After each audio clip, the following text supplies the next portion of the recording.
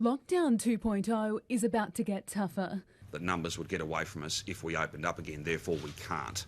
Victoria recording 627 new infections and 8 new deaths. 4 fatalities were connected to aged care homes, 349 are in hospital, 37 are fighting for life in ICU. More than 1,000 healthcare workers have tested positive and 928 people in aged care settings have contracted the virus.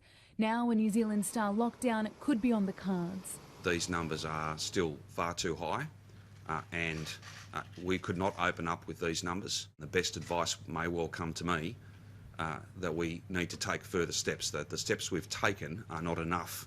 If implemented, all businesses would be closed except for essential services such as supermarkets, pharmacies and petrol stations. Victorians could also be limited from travelling beyond their immediate neighbourhood for supplies, but the Premier is reluctant to go into detail at this stage.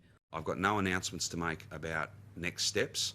I think that's what we're exploring now. Obviously, a step up in restrictions is a really significant measure, but we are wanting it to be informed by evidence to the fullest extent possible. It's now a blanket rule that all positive cases can expect a knock on the door from the Army as the government follows up on those required to isolate. Concerningly, the ADF discovering 1 in 4 Victorians were not at home. More than 100 cases are being followed up by Victoria Police. For heaven's sake, you've got it. You have to stay at home.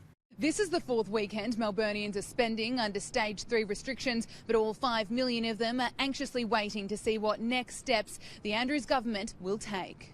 Gabriella Power, Sky News, Melbourne.